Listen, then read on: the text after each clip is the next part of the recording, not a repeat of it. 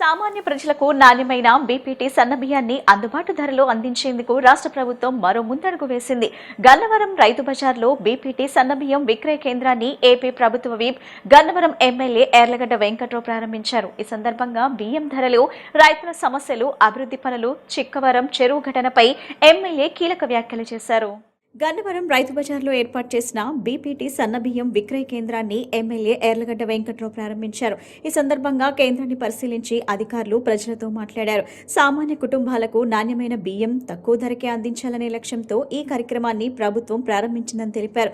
తెల్ల ration card కలిగిన కుటుంబాలకు బీపీటీ స్టీమ్ సన్నబియ్యాన్ని కిలో 52కు, బీపీటీ రైస్ను కిలో 50కు విక్రయిస్తున్నామని, ప్రతి కుటుంబానికి నెలకు 10 కిలోల చొప్పున అందజేస్తామని ఎమ్మెల్యే వెల్లడించారు. మార్కెట్లో బియ్యం ధరలు పెరిగిన నేపథ్యంలో ప్రజలకు ఆర్థిక భారం తగ్గించడమే ఈ కార్యక్రమం ఉద్దేశమన్నారు. గత 26 నెలలుగా ఎన్డీఏ కూటమి ప్రభుత్వం సంక్షేమంతో పాటు అభివృద్ధిని సమాంతరంగా అమలు చేస్తుందని యార్లగడ్డ వెంకట్రావు పేర్కొన్నారు. ప్రజల సమస్యలను నేరుగా తెలుసుకుని పరిష్కరించేలా ప్రజాప్రతినిధులు ఇంటింటికి వెళ్లి ప్రభుత్వ కార్యక్రమాలను వివరిస్తున్నారని తెలిపారు. గత ప్రభుత్వ నిర్లక్ష్యంతో దెబ్బతిన్న రహదారులను దశలవారీగా పునరుద్ధరిస్తున్నామని, ఇప్పటికే 70 నుంచి 80% పనులు పూర్తయ్యాయని చెప్పారు. మిగిలిన కీలక రహదారుల అభివృద్ధి పనులు కూడా వేగంగా కొనసాగుతున్నాయని వెల్లడించారు. పట్టిసీమ ద్వారా సాగునీరు విడుదల చేయడంలో ముఖ్యమంత్రి చంద్రబాబు నాయుడు తీసుకున్న నిర్ణయం రైతులకు ఎంతో మేలు చేసిందని ఎమ్మెల్యే అన్నారు.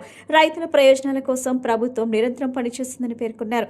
పౌర సరఫరాల శాఖ మంత్రి నాదెండ్ల మనోహర్ చొరవతో ఈ బియ్యం విక్రయ కార్యక్రమం అమల్లోకి వచ్చిందని, పంచాయతీరాజ్ శాఖలో 10,000 ఉద్యోగ పదోన్నతులు కల్పించిన ఉప ముఖ్యమంత్రి పవన్ కళ్యాణ్ కు కృతజ్ఞతలు తెలిపారు. ఈరోజు రాష్ట్ర ప్రభుత్వం ప్రతిష్టాత్మకంగా చేపట్టిన సివిల్ సప్లై శాఖ నుంచి ఈ ప్రభుత్వం ఎలా పనిచేస్తుందో రాష్ట్ర ప్రజలందరికీ తెలిసిన విషయమే. గడిచిన 26 మాసాలుగా అభివృద్ధి సంక్షేమం లక్ష్యంగా 2 ఏళ్ల నమ్మకం, అభివృద్ధి ఎలా చేసాం, సంక్షేమం ఎలా చేసాం, డోర్ టు డోర్ తిరిగే కార్యక్రమం. అలాగే పెన్షన్లు అంతకుముందు వాలంటీర్లు ఇస్తే ఇప్పుడు రాష్ట్ర ముఖ్యమంత్రి సైతం ఏదో ఒక నియోజకవర్గం వెళ్ళి ఆయన రాష్ట్ర మంత్రులు, డిప్యూటీ సీఎం గారు, మంత్రులు, శాసన మండలి సభ్యులు, శాసనసభ్యులు అందరూ వెళ్ళి పెన్షన్ ఇచ్చే పరిస్థితి. ప్రజల వద్దకు ప్రభుత్వాన్ని తీసుకెళ్తామనే ఉద్దేశంతో ఈ ప్రభుత్వం పనిచేస్తుంది. ఈ ప్రభుత్వం చిత్తశుద్ధితో సంక్షేమ పథకాల అమలుతో పాటు అభివృద్ధి చేయడానికి అష్ట కష్టాలు పడి ఆర్థిక వ్యవస్థ దారుణంగా ఉన్న అన్ని సంక్షేమ పథకాలతో పాటు అభివృద్ధిని కూడా చేస్తూ గత ప్రభుత్వం గాలి కుదిరేసిన రోడ్లన్నీ ఒక 70-80% వేసామని స్పష్టంగా చెప్పగలిగిన పరిస్థితి. కానీ ఇంకా నియోజకవర్గంలో ఎన్నో రోడ్లు వేసినాం, ఇంకా దారుణమైన రోడ్లని పరిస్థితి.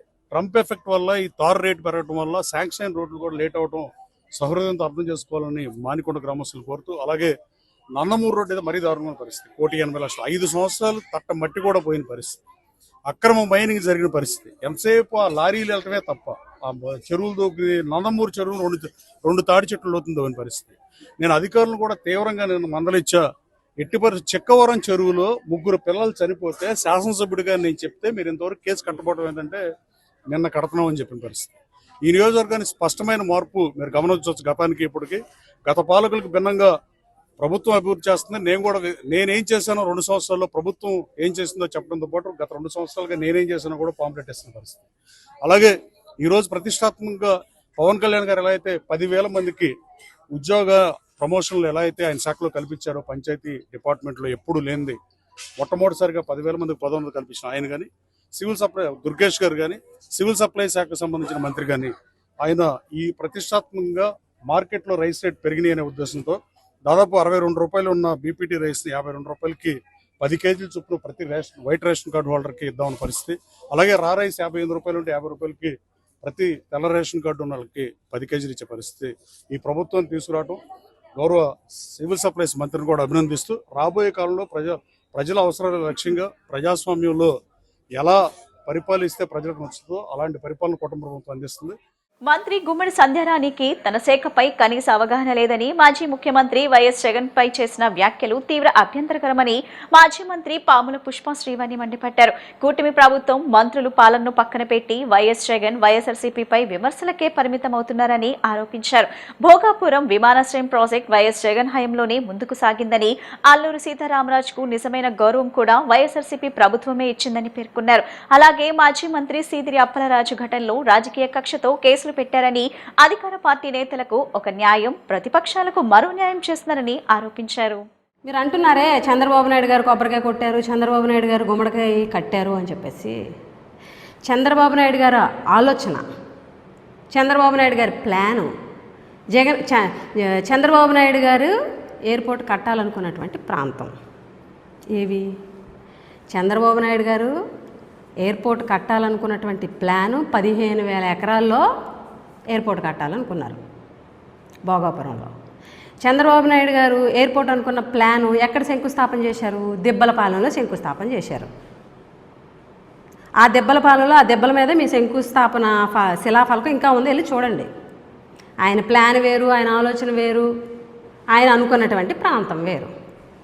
కానీ ఈరోజు భోగాపురంలో వైఎస్ జగన్మోహన్ రెడ్డి గారి సంకల్పంతో, వైఎస్ జగన్మోహన్ రెడ్డి గారి చొరవతోటి, వైఎస్ జగన్మోహన్ రెడ్డి గారి ప్రభుత్వంలో అన్ని పర్మిషన్స్ తీసుకొచ్చి ల్యాండ్ అక్విజిషన్ చేసి R&R ప్యాకేజ్ ఇచ్చి road facilities, current facility, water అన్నిటికీ సంబంధించి 1,200 కోట్ల రూపాయలు జగన్మోహన్ రెడ్డి గారి ప్రభుత్వంలో మేము ఖర్చు పెట్టాము అని చెప్పేసి స్పష్టంగా చెప్తున్నాం.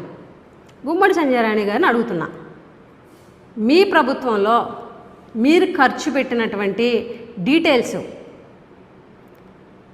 ప్రజలకి చూపించగలరా? జగన్మోహన్ రెడ్డి గారు అన్నారని, ఎర్ర బస్సు రాని చోటకి ఎయిర్ బస్సు వస్తుందని అన్నారని ఆయన అనని మాటల్ని, అక్కడ ఉన్నటువంటి రైతుల్లో ఒక ఆమె అన్నటువంటి మాటల్ని, తిరిగి సంబోధించినటువంటి మాటల్ని ఆయన అన్నారని చెప్పేసి వక్రీకరించి ఆయన మీద ఈరోజు మీరు ప్రోపగండా చేస్తున్నారు, బ్యాడ్ ప్రోపగండా. దాన్ని వైసీపీ సోషల్ మీడియా అంతా తిప్పికొట్టింది, చూశారు కూడా. మళ్ళీ అదే అల్లుతున్నారు. అబద్ధాలను అల్లడం అలవాటు కదా, చెప్పి చెప్పి చెప్పి చెప్పి అబద్ధాలు అలవాటు అయిపోయినాయి. 15,000 ఎకరాల్లో కట్టాలనుకున్న చంద్రబాబు నాయుడు గారు, జగన్మోహన్ రెడ్డి గారు ఆ రోజు ఏం చెప్పారు? అన్ని వేల ఎకరాల్లో ఎయిర్పోర్ట్ కడితే ఇక్కడ ఉన్నటువంటి రైతులు చాలా నష్టపోతారు అని చెప్పేసి చెప్పడం జరిగింది. ముఖ్యమంత్రి నారా చంద్రబాబు సారథ్యంలో ఎమ్మెల్యే బోండామ మహేశ్వరరావు నేతృత్వంలో విజయవాడ సెంట్రల్ నియోజకవర్గంలో గడిచిన 2 ఏళ్ల కాలంలో కూటమి ప్రభుత్వం అనేక సంక్షేమ అభివృద్ధి కార్యక్రమాలు నిర్వహించిందని టీడీపీ యువ నాయకులు బోండా రవితేజ అన్నారు. కూటమి ప్రభుత్వం చేసిన అభివృద్ధిని వివరిస్తూ ఇంటింటికే తెలుగుదేశం కార్యక్రమం నిర్వహిస్తున్నామని, ఈ కార్యక్రమం ద్వారా నియోజకవర్గ ప్రజలకు చేరువయ్యి వారి సమస్యలను నియోజకవర్గ ఎమ్మెల్యే బోండామ దృష్టికి తీసుకువెళ్లి పరిష్కరించేందుకు కృషి చేస్తున్నామని చెప్పారు. ప్రభుత్వ వైప్ సెంట్రల్ నియోజకవర్గం శాసనసభ్యులు బోండామ మహేశ్వరరావు ఆదేశాల మేరకు టీడీపీ యువ నాయకులు బోండా రవితేజ ఇంటింటికి తెలుగుదేశం కార్యక్రమంలో భాగంగా 30వ డివిజన్ విజయదుర్గానగర్, మధురనగర్ వంతెన నుండి ఇంటింటికి తెలుగుదేశం పార్టీ కార్యక్రమంలో పాల్గొని ప్రజలను, పార్టీ కార్యకర్తలను కలిసి ప్రభుత్వ సంక్షేమ పథకాలు, అభివృద్ధి కార్యక్రమాలు మరియు పార్టీ సిద్ధాంతాలను ప్రజలకు వివరించారు. ఈ సందర్భంగా ఆయన మాట్లాడుతూ, ముఖ్యమంత్రి నారా చంద్రబాబు సారథ్యంలో ఎమ్మెల్యే బోండామ మహేశ్వరరావు నేతృత్వంలో విజయవాడ సెంట్రల్ నియోజకవర్గంలో గడిచిన 2 ఏళ్ల కాలంలో కూటమి ప్రభుత్వం అనేక సంక్షేమ అభివృద్ధి కార్యక్రమాలు నిర్వహించిందని అన్నారు. కూటమి ప్రభుత్వం చేసిన అభివృద్ధిని వివరిస్తూ ఇంటింటికి తెలుగుదేశం కార్యక్రమం నిర్వహిస్తున్నామని, ఈ కార్యక్రమం ద్వారా నియోజకవర్గ ప్రజలకు చేరువయ్యి వారి సమస్యలను నియోజకవర్గ ఎమ్మెల్యే బోండామ దృష్టికి తీసుకువెళ్లి పరిష్కరించేందుకు కృషి చేస్తున్నామని చెప్పారు. రాష్ట్ర వ్యాప్తంగా కూడా ప్రతి నియోజకవర్గం, పల్లెలో అంగరంగ వైభవంగా ఇంటింటికి తెలుగుదేశం అనే కార్యక్రమాన్ని కూటమి ప్రభుత్వం ప్రవేశపెట్టిందో, మరి అందులో భాగంగానే ప్రతి ఇంటికి స్వయంగా మేమే వెళ్ళి ప్రభుత్వం ఇచ్చే పథకాలని, ఏదైతే సూపర్ 6 పథకాలను ఆనాడు 2024లో మేనిఫెస్టోలో రూపొందించి ఎన్నికల్లో ముందుకు వచ్చామో, మరి వాటన్నిటినీ కూడా ఒక క్రమ పద్ధతిలో నెరవేర్చుకుంటూ ముందుకు రావటం, వాటన్నిటినీ కూడా ప్రజలకి మరొకసారి వివరిస్తూ ఎవరైతే లబ్ధిదారులు ఉన్నారో వాళ్ళని స్వయంగా కలుసుకొని ఇంకా వాళ్ళకి ఇంకా మెరుగ్గా ఇంకైనా చేయగలమా అని చెప్పి వాళ్ళ దగ్గరే ఆలోచనలు, సూచనలు తీసుకోవడం జరుగుతూ ఉంది. మరి అందులో భాగంగా ప్రథమంగా నియోజకవర్గంలో కానీ రాష్ట్ర స్థాయిలో కొత్త పెన్షన్ల మంజూరీ అనేది ప్రథమంగా సమస్యగా ఉంది. దాన్ని కూడా గౌరవ ముఖ్యమంత్రి నారా చంద్రబాబు గారు కానీ, ఉప ముఖ్యమంత్రి పవన్ కళ్యాణ్ గారు కానీ, అదేవిధంగా మంత్రివర్యులు లోకేష్ గారు కానీ అందరికీ కూడా రాష్ట్ర వ్యాప్తంగా ప్రజలందరికీ హామీని ఇవ్వటం జరిగింది. ఈ సంవత్సరం లోపలే తప్పకుండా కొత్త పెన్షన్ల మంజూరీ కార్యక్రమం అనేది జరుగుతూ ఉందని చెప్పి వాళ్ళు ఏదైతే చెప్పారో ప్రజలందరూ కూడా హర్షం వ్యక్తం చేస్తూ ఉన్నారు. అదేవిధంగా దాదాపు 67,50,000 మంది తల్లులకి నేరుగా వాళ్ళ అకౌంట్లోనే 10,000 కోట్ల రూపాయలు తల్లికి వందనం అనే పథకం కింద ఎంతమంది పిల్లలుంటే అంతమందికి కూడా స్వయంగా వాళ్ళ యొక్క అకౌంట్లో జమ చేయడం అనేది కూడా చాలా సంతోషంగా ఉంది. స్థానికంగా ఏదైతే డివిజన్లో 21 డివిజన్ విజయవాడ సెంట్రల్ నియోజకవర్గంలో ఉన్నాయో వాటన్నిటిలో కూడా అటు శాసనసభ్యులు బోండా ఉమా గారు కానీ వాళ్ళ కుమారుగా నేను కానీ ప్రతిరోజు సాయంత్రం తిరగటం, ప్రతి ఒక్క ప్రజల్ని కలుసుకోవటం, వాళ్ళ యొక్క యోగక్షేమాలే మా యొక్క లక్ష్యంగా, మా యొక్క బాధ్యతగా స్వీకరిస్తూ, ఎందుకంటే దాదాపు 67,000 69,000 మెజార్టీని ఈరోజు శాసనసభ్యుడు బోండా ఉమా గారికి నియోజకవర్గ ప్రజలు ఇవ్వడం జరిగింది. మరి ఆ నమ్మకాన్ని వమ్ము చేయకుండా వాళ్ళ యొక్క యోగక్షేమాలు, వాళ్ళ యొక్క ప్రగతి, వాళ్ళ యొక్క అభివృద్ధి ధ్యేయంగా ఈరోజు ఈ 30వ డివిజన్లో మరి స్థానిక ప్రెసిడెంట్ ఎల్ఎస్ఆర్ కానివ్వండి, అదేవిధంగా ఇన్ఛార్జ్ కుమార్ గారు కానివ్వండి, కర్ణం గారు కానివ్వండి, అదేవిధంగా క్లస్టర్ ఇన్ఛార్జీలు, బూత్ ఇన్ఛార్జీలు, నాయకులు, కార్యకర్తలు అందరూ అటు జనసేన, బీజేపీ, తెలుగుదేశం పార్టీ ముగ్గురు కూటమి సభ్యులు అందరితో కలిసి చాలా బ్రహ్మాండంగా జరుగుతూ ఉంది. ప్రజల్లో కూడా మంచి స్పందన వస్తూ ఉంది. ఎప్పుడైనా సరే శాసనసభ్యులే కాదు, మా యొక్క లోకల్ క్యాడర్ కూడా, డివిజన్లో నాయకత్వం కూడా ప్రజలందరికీ అందుబాటులో ఉంటూ సేవలు చేయడం అనేది చాలా సంతోషంగా ఉంది. అది నేరుగా ప్రజలే చెప్పడం కూడా ఇంకా సంతోషంగా ఉంది. రానున్న రోజుల్లో వాళ్ళ యొక్క సూచనల మేరకు ఇంకా మంచిగా వాళ్ళ యొక్క అభివృద్ధికి పనిచేస్తామని కూడా ఈ సందర్భంగా తెలియజేసుకుంటూ సెలవు తీసుకుంటాం. రాష్ట్రంలో తీవ్ర కరువు పరిస్థితులను ఎదుర్కోవడంలో టీడీపీ కూటమి ప్రభుత్వం పూర్తిగా విఫలమైందని వైసీపీ ప్రధాన కార్యదర్శి గండికోట శ్రీకాంత్ రెడ్డి విమర్శించారు. ప్రతి రైతుకు ఎకరాకు 10,000 ఇన్పుట్ సబ్సిడీ అందించాలని డిమాండ్ చేశారు. అలాగే ప్రజా సమస్యలను విస్మరించిన ప్రభుత్వం సహజ వనరుల దోపిడీకే ప్రాధాన్యత ఇస్తుందని ఆరోపించారు. చెయ్యేరు నదిలో భారీ స్థాయిలో అక్రమ ఇసుక తవ్వకాలు జరుగుతున్నాయని, రోజుకు 150 నుంచి 200 లారీలతో ఇసుక అక్రమంగా తరలిస్తున్నారని ఆయన ఆరోపించారు. పర్యావరణం, అటవీ, మైనింగ్ నిబంధనలను పూర్తిగా ఉల్లంఘిస్తూ ఈ తవ్వకాలు సాగుతున్నాయని, కూటమి ప్రభుత్వం అధికారంలోకి వచ్చిన తరువాత 1 కోటి మెట్రిక్ టన్నులకు పైగా ఇసుక దోచుకెళ్లారని విమర్శించారు.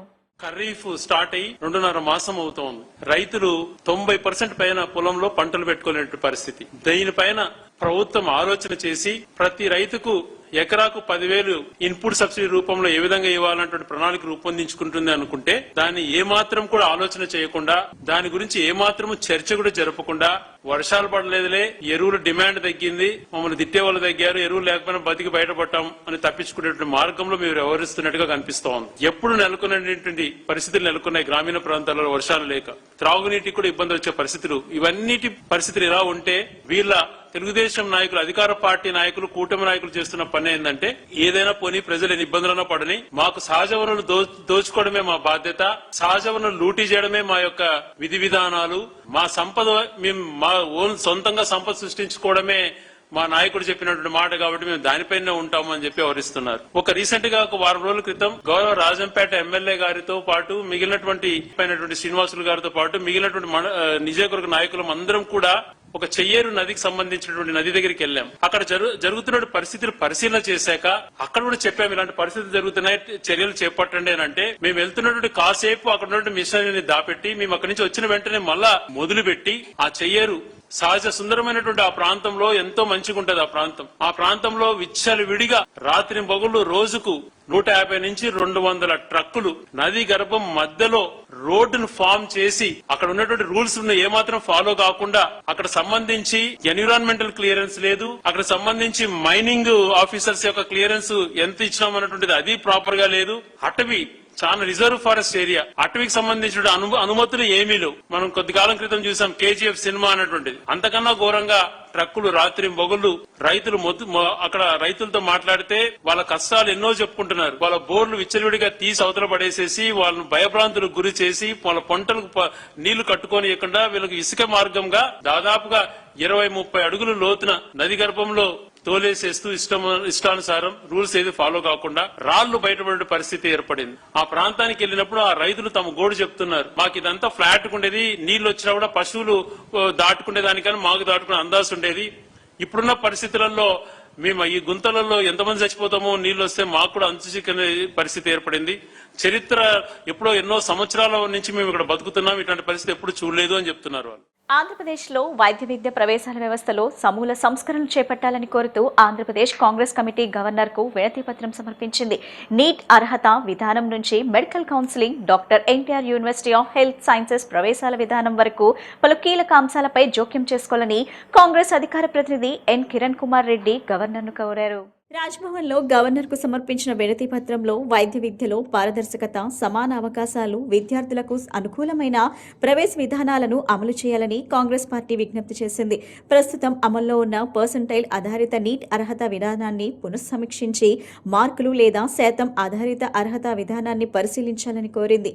అలాగే రాష్ట్ర ప్రభుత్వం ఆధీనంలోని మెడికల్ సీట్ల ప్రవేశాల్లో రాష్ట్రాలకు మరింత స్వయం ప్రతిపత్తి కల్పించేలా కేంద్ర ప్రభుత్వం చర్యలు తీసుకోవాలని విజ్ఞప్తి చేసింది. సూపర్ స్పెషాలిటీ కోర్సుల్లో కౌన్సిలింగ్ పూర్తయిందనే కారణంతో ఒక్క సీట్ కూడా ఖాళీగా మిగలకుండా అదనపు లేదా స్ట్రే కౌన్సిలింగ్ నిర్వహించే శాశ్వత విధానాన్ని తీసుకురావాలని సూచించింది. ప్రతి ఏడాది అందుబాటులో ఉన్న సీట్లు, కేటాయించిన సీట్లు, చేరిన అభ్యర్థులు, చివరికి మిగిలిన ఖాళీల వివరాలను medical counselling committee, national medical commission బహిరంగంగా ప్రకటించాలని డిమాండ్ చేసింది. అలాగే 1 నీట్ 1 స్టేట్ 1 అప్లికేషన్ 1 ఫీజ్ విధానాన్ని అమలు చేయాలని కాంగ్రెస్ కోరింది. ఒకే విద్యార్థి నుంచి వివిధ కోర్సులకు వేర్వేరు దరఖాస్తులు, పలు రిజిస్ట్రేషన్ ఫీజులు వసూలు చేయడం వల్ల విద్యార్థులు, తల్లిదండ్రులపై ఆర్థిక భారం పడుతుందని పేర్కొంది. డాక్టర్ ఎన్టీఆర్ యూనివర్సిటీ గత 5 ఏళ్లుగా విద్యార్థుల నుంచి వసూలు చేసిన ఫీజులపై స్వతంత్ర ఆర్థిక ఆడిట్ నిర్వహించాలని, ఆ ఆదాయ వినియోగంపై శ్వేతపత్రం విడుదల చేయాలని డిమాండ్ చేసింది. గవర్నర్ గారికి నీటికి సంబంధించినటువంటి తల్లిదండ్రులు పనిచేస్తుంది. అదేవిధంగా విద్యార్థులు పడే కష్టాలన్నీ కూడా గవర్నర్ గారికి సవివరంగా వివరించడంతో పాటు రిప్రజెంటేషన్ తల్లిదండ్రుల తరఫున ఒకటి, కాంగ్రెస్ పార్టీ తరఫున ఒకటి ఇవ్వడం జరిగింది. ఈరోజు గత 10 సంవత్సరాల ప్రభుత్వానికి సంబంధించి ప్రభుత్వాన్ని కన్సల్ట్ అవ్వమంటే ఆ సీట్లన్నీ కూడా, పీజీ సీట్లన్నీ కూడా మిగిలిపోయేటటువంటి పరిస్థితి. ఈరోజు నీట్ ఎగ్జామ్ 22 లక్షల మంది రాస్తే పర్సంటైల్ సిస్టమ్ అని వాళ్ళ యొక్క మెరిట్ ప్రాతిపదికన కాకుండా, అంటే ఎంతమంది రాసినా కూడా మేము సగం మందిని క్వాలిఫై చేస్తాం, రిమైనింగ్ 11 లక్షల మంది కూడా లాంగ్ టర్మ్కి వెళ్ళాలి, కోచింగ్ సెంటర్కి వెళ్ళాలి అనేటటువంటి ఆలోచన చేయడం. ఈరోజు ఎక్కడైనా ఒక ఎగ్జామ్కి సంబంధించిన మార్కులు మినిమం ప్రీ క్వాలిఫైడ్ మార్క్స్ కూడా పెట్టకుండా, అంటే టాప్ స్టూడెంట్స్ 100 మంది ఎగ్జామ్ రాసినా కూడా 100కు 100 మార్కులు వచ్చినా వాళ్ళందరినీ మనం తీసుకెళ్లి నీట్ రాయించినా వాళ్ళలో 50 మెంబర్స్ని మేము క్వాలిఫై చేస్తాం, రిమైనింగ్ వాళ్ళు దేనికి పనికిరారు అనేటటువంటి విధంగా విద్యార్థులతో ఉండేటటువంటి సీట్స్ అన్ని కూడా ఇస్తే ఈరోజు విద్యార్థుల మీద అంత ఒత్తిడి ఉండేది కాదు. ఈరోజు 1 నేషన్ 1 ఎగ్జామ్ అని తీసుకొచ్చి దాని మీద రాహుల్ గాంధీ గారు దేశవ్యాప్తంగా కార్యక్రమాలు చేస్తున్నారు. అదేవిధంగా నీటికి సంబంధించి మొన్న జరిగిన అవకతవకల్లో యువత ఏ విధంగా ముందుకొచ్చిందో ఈరోజు దేశమంతా కూడా చూస్తూ ఉంది. కాబట్టి కాంగ్రెస్ పార్టీ తరఫున స్పష్టంగా చెప్పాం, ఎన్టీఆర్ హెల్త్ యూనివర్సిటీ అనేది ఒక విద్యార్థుల దగ్గర నుంచి రక్తం పిండినట్టు డబ్బులు పిండుకోవడానికి పనికొస్తుంది తప్ప ఆ విద్యార్థుల యొక్క భవిష్యత్తుకు సంబంధించి కానీ, ఆ విద్యార్థులకు సంబంధించినటువంటి ఇబ్బందులు కానీ గమనించే పరిస్థితులు లేదని చెప్పాం.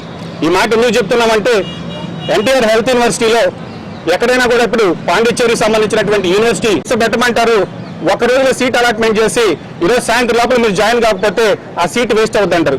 కాబట్టి ఇట్లా తొగ్గాక నిర్ణయాలు తీసుకుంటూ తల్లిదండ్రులను ఒక పక్క, విద్యార్థులను ఒక పక్క ఇబ్బంది పెట్టడమే కాకుండా 100 కోట్ల రూపాయలు ఈ యొక్క అప్లికేషన్ ఫీజుల రూపంలో అయితేమి, మళ్ళీ రిజిస్ట్రేషన్ అలాట్మెంట్ పేపర్ డౌన్లోడ్ చేసుకుంటే అప్పుడు రిజిస్ట్రేషన్ ఫీజులు అయితేనేమి, మళ్ళీ ఎగ్జామినేషన్ ఫీజులు అయితే, అదేనా అకాడమిక్ ప్రోగ్రామ్స్ ఇంప్రూవ్మెంట్కో లేదా స్కాలర్షిప్స్కో లేదా మరో ఇతర మెడికల్ కాలేజ్ సంబంధించినటువంటి దానికి ఉపయోగించకుండా ఆ డబ్బులను కాస్త తీసుకెళ్లి ప్రభుత్వానికి అప్పగించేటటువంటి వైస్ ఛాన్సలర్ ఈరోజు మనం చూస్తున్నాం.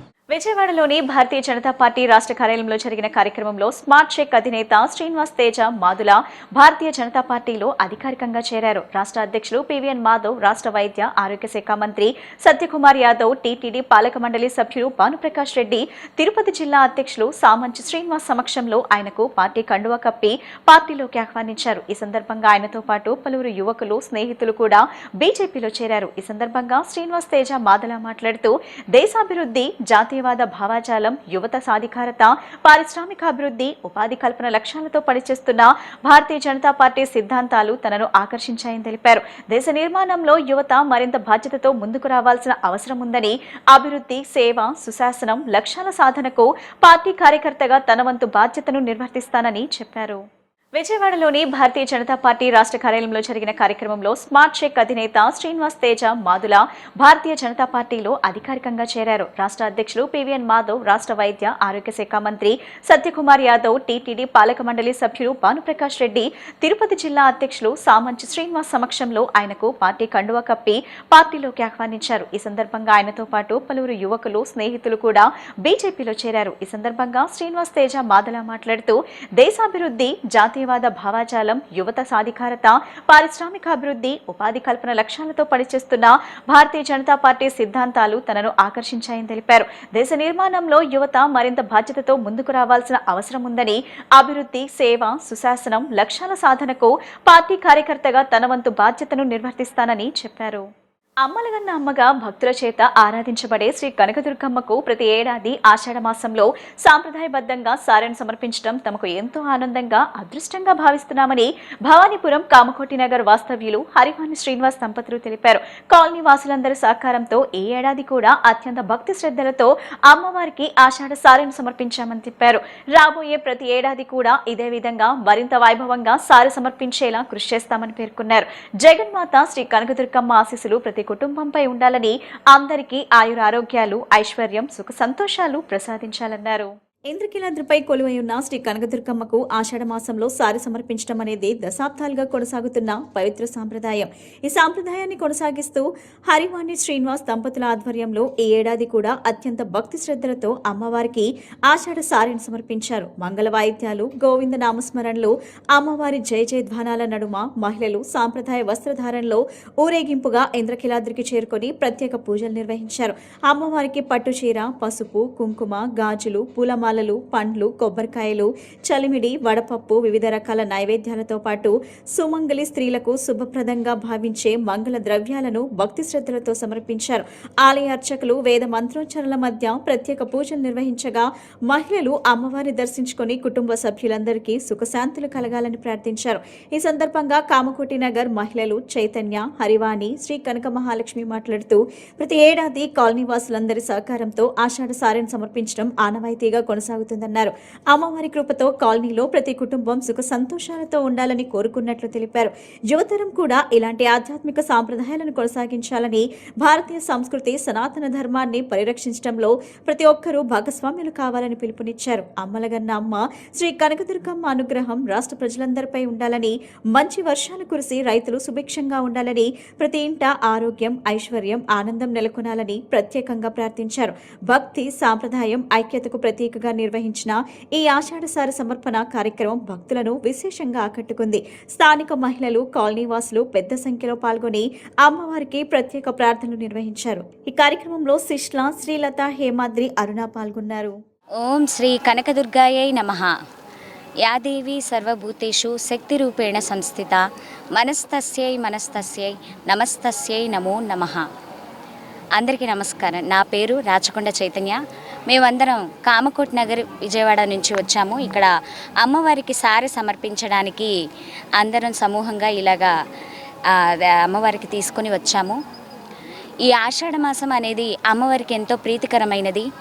అందుకని ఆ సందర్భంగా అమ్మవారికి కామకోటి నగర్ వాస్తవ్యులైన మేము బ్రాహ్మణ ముత్తైదువులు అందరం కలిసి అమ్మవారిని మా ఆడపడుచుగా భావించి ఆషాఢ సారెను సమర్పించడానికి మేమెంతో అదృష్టంగా భావిస్తున్నాము. ఆషాఢ మాసం సందర్భంగా ఆషాఢ సారెను ఎవరికి తగ్గట్టుగా వాళ్ళు అన్నీ సమకూర్చుకొని ఎవరికి వారు అన్ని ఐటమ్స్ను తీసుకొచ్చి ఒక సమూహంగా చేరి మేము ఒక గ్రూప్ లాగా అమ్మవారికి సారెను సమర్పించడం మా అదృష్టంగా భావిస్తున్నాము. ఇంతటి సమూహ కార్యక్రమాన్ని ఎంతో సమన్వయంగా మాకు చెప్పించిన హరివాణి గారికి ఎంతో కృతజ్ఞతలు మా అందరి తరఫున. అలాగే ఆమె సేవలో ఇంకా ఎక్కువ చేయాలని చెప్పి అమ్మవారిని కోరుకుంటున్నాము. ఈ ఆషాఢ సార సందర్భంగా అమ్మవారికి మేము అందించే వస్తువులన్నీ మాకు మనస్ఫూర్తిగా సమర్పిస్తూ అమ్మవారికి ఎంతో ఆనందంగా ఉంది. మాకు అమ్మవారి ఆశీస్సులు మాకు ఉండాలని, పుణ్యప్రదంగా ఉండాలని, ఆయురారోగ్యాలు, ఐశ్వర్యాలు అందరికీ సమకూరాలని మనస్ఫూర్తిగా దుర్గా భవానీని కోరుకుంటున్నాము. జై భవానీ, జై జై భవానీ. శ్రీమాత్రే నమః. సర్వమంగళ మాంగళ్యే శివే సర్వార్థ సాధకే శరణ్య త్రయంబకే గౌరీ నారాయణ నమస్తుతే. మేమందరం కూడా కామకోట్ నగర్ నుంచి ప్రతి సంవత్సరం అమ్మవారికి ఆషాఢ మాసం పవిత్ర సారాన్ని తీసుకొస్తున్నాము. అట్లానే ఈ సంవత్సరం కూడా అందరం కలిసి యథాశక్తి కొలది తీసుకొచ్చు. ఇట్లానే ప్రతి సంవత్సరం కూడా అమ్మవారికి మేము సారిని సమర్పించుకోవాలి. అమ్మవారి కరుణా కృపా కటాక్షాలు మా అందరిపైన కూడా ఉండి అమ్మవారి చూపు మా అందరిపైన ఉండాలని కోరుకుంటున్నాం. జై దుర్గా భవాని. ఓం శ్రీ గురుభ్యో నమః. శ్రీ మాత్రే నమః.